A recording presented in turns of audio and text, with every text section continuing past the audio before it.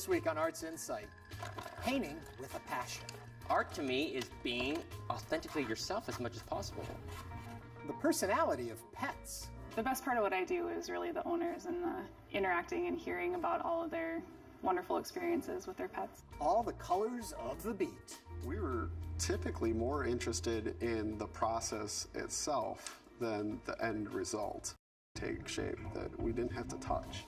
And a craft that ties generations. I really feel that in my career as a weaver, I was entrusted with the tradition to put our culture into the new millennium. I'm Ernie Manous, and it's time to get Arts InSight.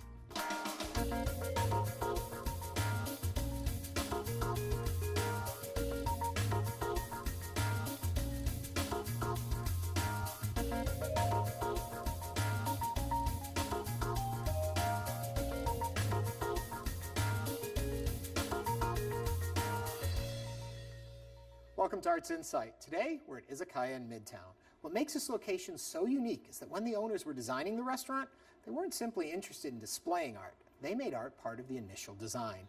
We'll find out more in just a little bit. But first, local painter John Palmer has traveled the world, creating abstract works on canvas, wood, and even metal. The evolution of his style forged what he now calls escapism.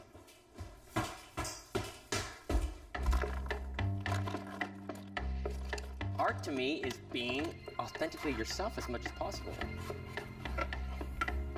My name is John Ross Palmer, and I've been a professional artist since 1998.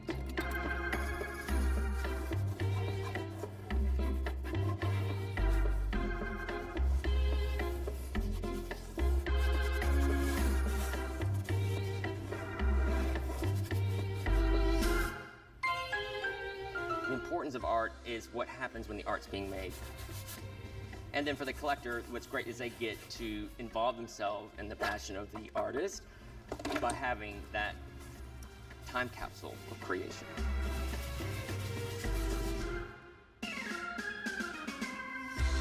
I always knew I was artistic from elementary school because I could draw better than all the other kids. But I remember being told by my elementary school art teacher, you can never be an artist that has a life and makes money on your art. To me, I'm third grade hearing from this teacher that you can't be an artist and have a life. Thank goodness that I was able to not believe what she told me. Robert Rauschenberg, huge artist in our history. I was so lucky to meet him before he passed away. And I said to him, why don't artists make it work? He said, most artists aren't willing to go through their 300 bad paintings to get to the good stuff.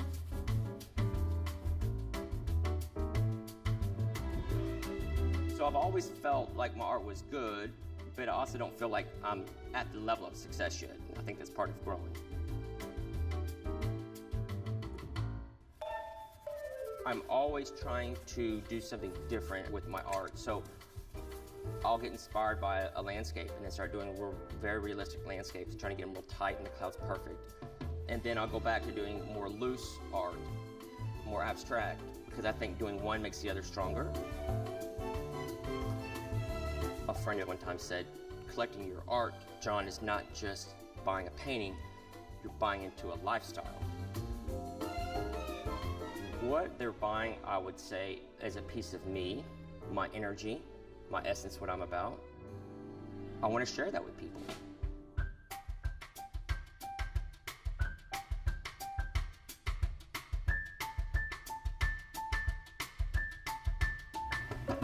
None of us are authentic enough. We all have a shell around us. But the more those barriers go down, I think the more exciting life is. So to me, success is always evolving, but also knowing when to stop and breathe and kind of enjoy what you've done that day or that week or for that exhibit.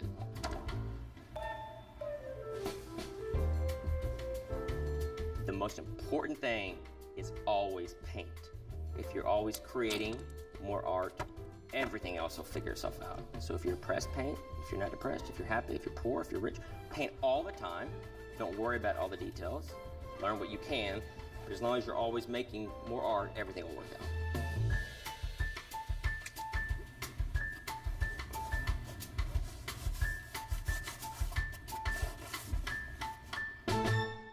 You can find out more by visiting johnpalmerart.com.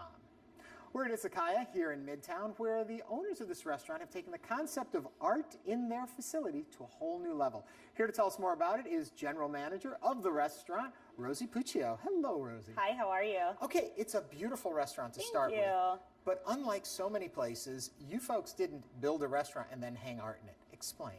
So from the very beginning, concept, everything, we really wanted this to be something that drew in the community. The whole concept of an izakaya is to be a place to gather. We wanted everybody to feel comfortable, that sort of thing. And so we incorporated artists, local artists, from the floor literally to the top. So we really wanted to be something that was a completely different concept visually from any other restaurant in Houston. And so working with our architects, we tried to come up with new ways to incorporate art. Why is that important? It's important to us because it's important as a whole and as our company to be able to connect with the community. It's cool for people to come in and to take pictures in front of something, to ask about the tables, to ask about the floor, all of these little details that kind of were able to come together and create something beautiful without necessarily having to be a run-of-the-mill state-of-the-art, here's a picture of some sort of food hanging on the wall sort of thing. Our dishes are beautiful, and with our dishes being beautiful, we wanted to have a beautiful atmosphere with that. Okay, now take me through some of the artwork we're going to find here in the restaurant. Yeah, absolutely. So our tables are all done by hand. It's cherry wood in the dining room. The bases are done. It's all metal work done by a local artist named Cosmo. Our raw bar is super awesome. It's a gum wood. It's done by BC Woodwork. So are the high top tables in our front dining room. And what's fun about those is that it's actually part of that wood is the protest tree. So it's a sycamore tree in the Heights. It was a 100-year-old tree. It had to be cut down because the canopy was starting to pose a danger. And so Brian from BC Woodwork took the wood, repurposed it into these incredible tables, and it was really kind of that where we learned that wood is living and it's part of us and it changes, and it's been cool to see the tables kind of change and move and all of that. Oh, cool. Our floors were done by a guy named David Miller, who is a concrete painter, and he mixes different colors of concrete in together to kind of create a pathway for us through the dining room. And so, yeah, we've incorporated all sorts of... Okay, the one thing that probably catches everyone's attention are the murals in the back dining room. We're standing in front of one now. Yes. Not done by a traditional artist. Not done by a traditional artist, no. So Ben Perez, also known as Catfish, is a local tattoo artist. He's friends with our owners, and we got him to do these incredible pieces for us that are definitely a highlight for almost anybody that comes in. It's fun to see people want to take pictures of them, and it's definitely a lot of fun. So yeah, we wanted something that was different, that was fun, that kind of embodied a classical hangout spot, something that attracted the eye, and was aesthetically pleasing. And it's fun, and it's trendy, and it's modern, and it's exactly what we wanted it to be. And we love it all, and we love that you're employing artists from the get-go. Thank you so much, Rosie. Absolutely, thank you. You can find out more by visiting their website. Up next, from a love of animals and a knack for photography, our next guest went from a graphic design job into a full-time dream job.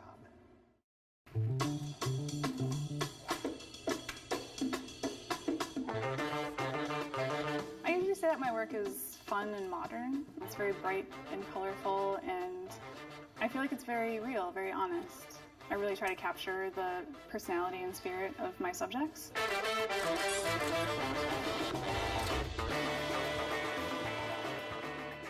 I never set out to be a pet photographer. I came about it very organically. I've always been an animal lover, and I went to school for graphic design, and through that job I kind of got into photography professionally, and I started photographing kids and families and weddings, and discovered that wasn't really for me. So I started volunteering with some pet rescues, and that got me involved with other pet businesses, and it grew from there. It was a part-time thing, and now it's full-time, and I love it. Obi, do you want to have a treat? see if it'll shake for you. It's really... Coming into the studio is a very strange experience for a lot of animals, and they do tend to be kind of excitable or nervous. Just kind of having a routine helps keep the sessions going smoothly, and animals is on a much different communication level, and they're not always going to do what you want them to do.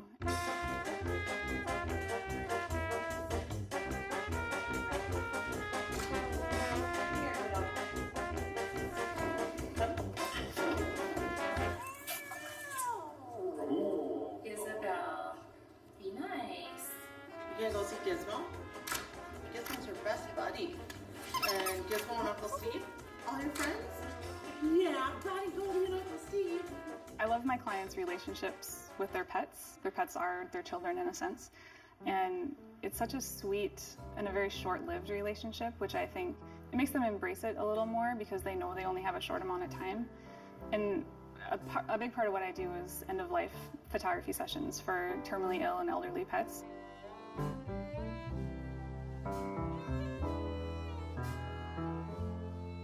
Just seeing the relationships that these people have had, it's the best part of what I do is really the owners and the interacting and hearing about all of their wonderful experiences with their pets. We did a photo shoot, I think like 5 years ago, and it was in the fall, I remember, because then we did our Christmas cards. Our pets are our kids, basically. I mean, we don't have children. We love them. They're a huge part of our lives. It seems like it would be unnatural to me not to have professional photography of our animals. Good boy!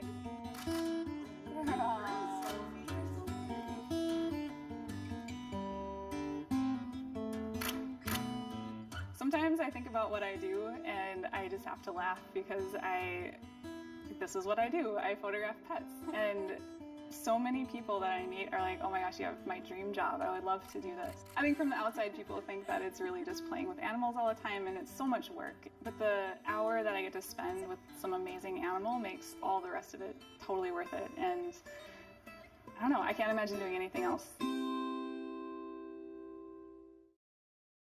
For more information, visit sarahbethphotography.com. In Milwaukee, a duo has found the intersection between sound engineering and painting. There are no brushes, just paint, a canvas, and a whole lot of music. People don't think about the fact that sound has a shape at all, and it does, and this really makes you think about that. And so it can be very shocking to walk into a room and there's, paint dancing. My name is Emmanuel Fritz, and I'm an artist. My name is Colin Skipper. I'm a pseudo-acoustical engineer and an artist. My art mainly focuses on how sound and the tactile world interact with each other, focusing a lot on the use of technology. A lot of what I focus on with my artwork is light. Honestly, how light is being used in the material, just energy flows and things like that, which is, I think, how our two worlds kind of mesh together so well.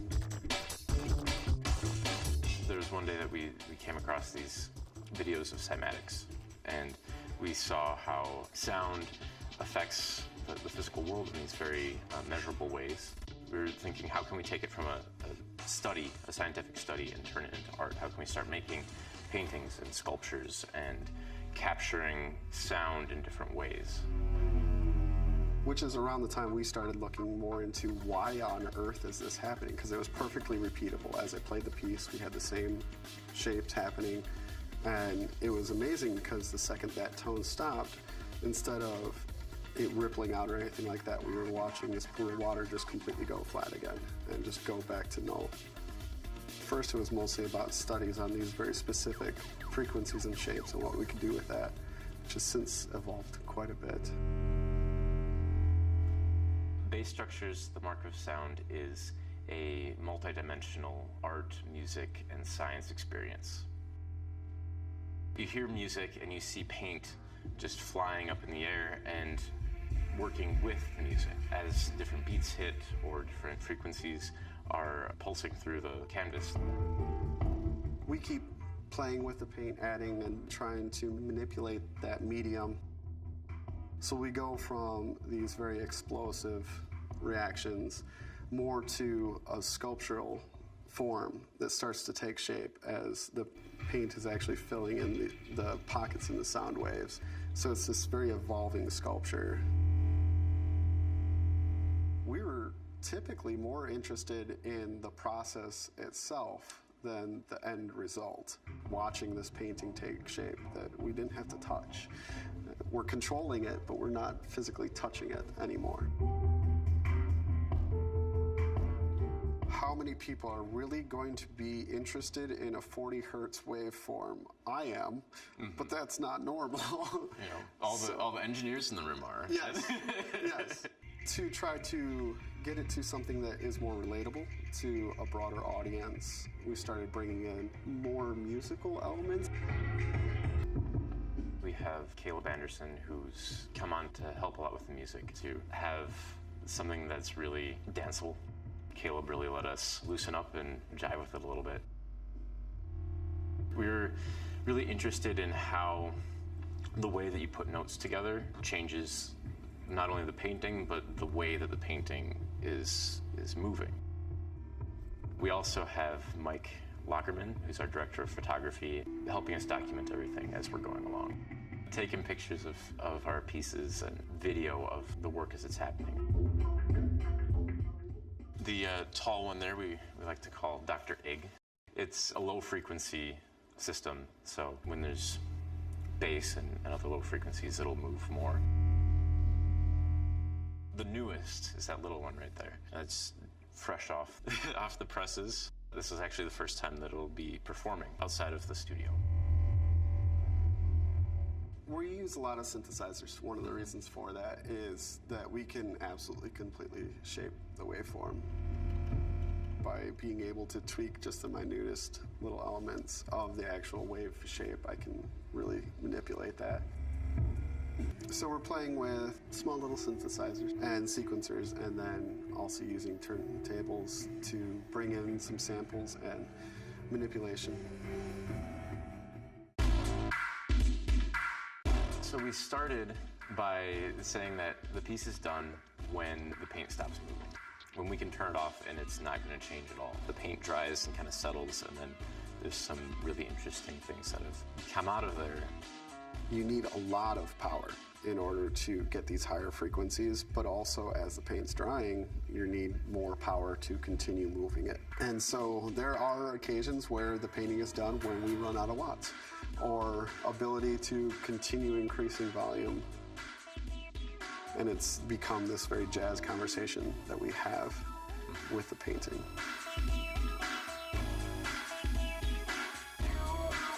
Art offers a really unique place to grow, to take something that you know and try to turn it up on its head. And that, for me, is a really important part of innovation. As much as we are amazed by these phenomena, we want to understand them. And with understanding them, you can go further and manipulate more. With this, we're trying to use sound as our brush, so we want to be able to control it in some way, and so understanding the technology is important in order to understand the tools and how to use it. It seems to reach people in a lot of different ways. All we're really looking to do is create intrigue and create excitement. You can visit basestructures.wordpress.com to learn more.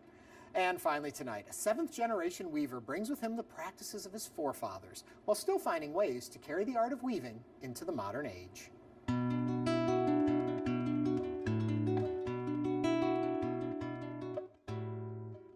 Carrying on a tradition is basically using or interpreting what my father said and my forefathers said to express today.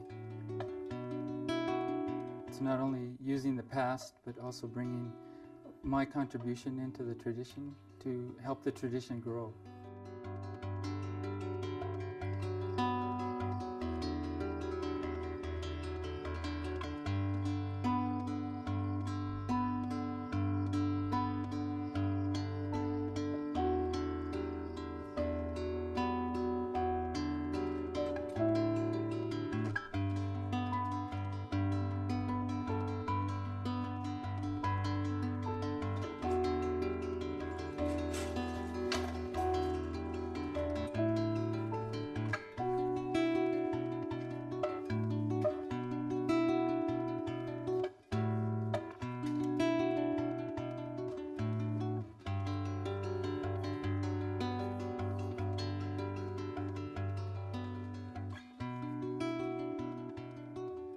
I'm a weaver, and my father told me I was a 7th generation weaver. My curiosity kind of took hold, and then as I grew older, I wondered where I came from, and then I started asking questions, and I took what I learned in weaving when I was 10 years old to start to interpret the culture and try to express myself as part of the culture, and also express things in the world that are happening.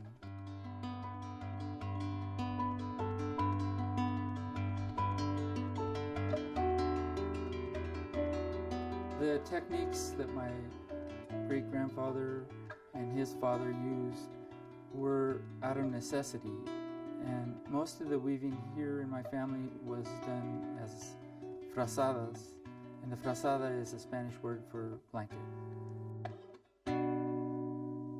My father started working in Los Alamos at the laboratory because he wanted to earn money to start his own studio and shop, and he ended up staying there because the schools were some of the best in the state of New Mexico. We were brought up in the scientific world and the scientific culture, and then on weekends we'd come here to Chimayo, which was the Spanish culture that had been maintained.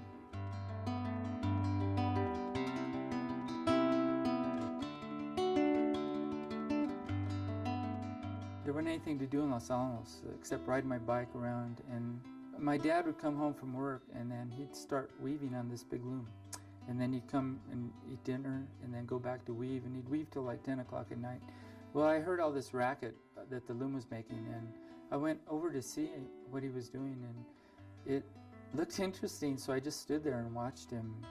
And after a while, he asked me if I wanted to learn, and I told him that I did.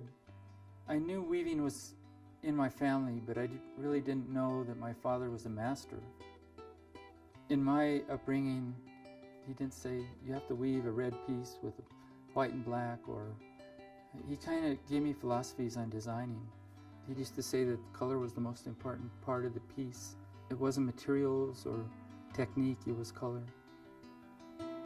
What I eventually learned as I got older is that weaving an individual design, not copying the design over and over, was more attractive to people. My dad's philosophy in designing was to weave a new design every time I got to the loom, and I developed a vocabulary for designing. The early inspiration was my father's philosophy, because he didn't have any drawings or he didn't take pictures of his weavings. My grandfather, we only had a few examples left, so those were inspiration. And when I got married to my wife Lisa, we started to do research in museum collections. So that influenced our vocabulary in designing. We didn't copy the old pieces, but we used the ideas from pieces to create our own designs.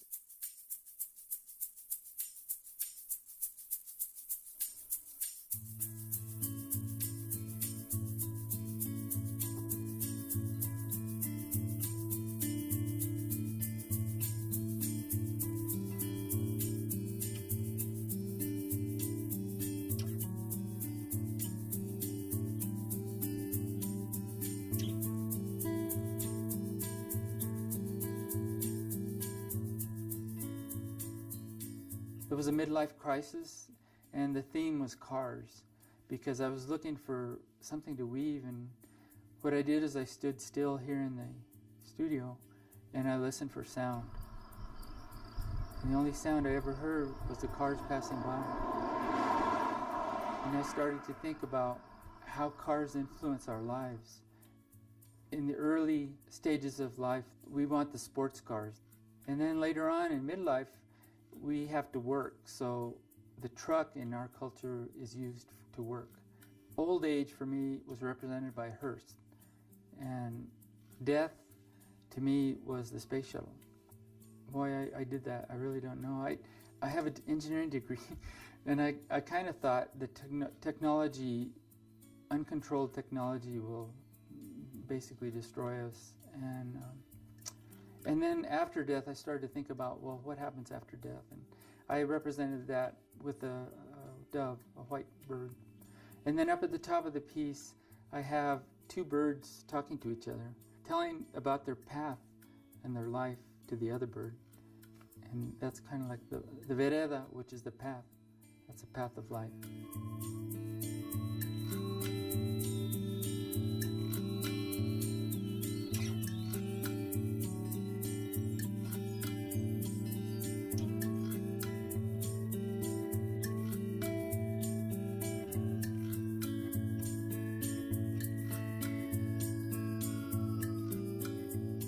I've thought about what purpose I was here for, and I really feel that in my career as a weaver, I was entrusted with the tradition to put our culture into the new millennium, to guide the development of my culture and my influences in the tradition as it grows. The most important part of what I've done in my life so far is to learn about my heritage and to express it so that people can look at my weavings and my work and learn a little bit about where Chimayo comes from. You can find out more by visiting chimayoweavers.com. From Izakaya in Midtown, that does it for this edition of Arts Insight. For all of us here at Houston Public Media, I'm Ernie Manous. Thanks for watching, and have a great week.